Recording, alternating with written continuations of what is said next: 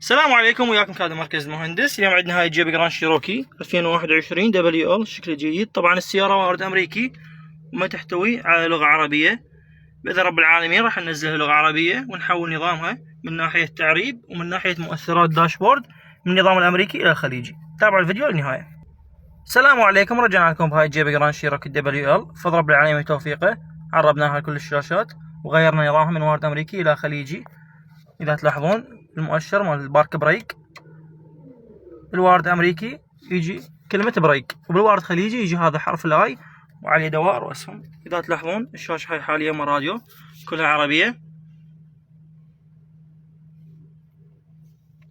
وحاليا الكاميرات بعدها مربوطة للسيارة، نبيها نواقص. اذا تلاحظوا بعدها على وضع الدخول مال امريكا. هاي برامجها كلها عربية. ايضا صوت الراديو موجود.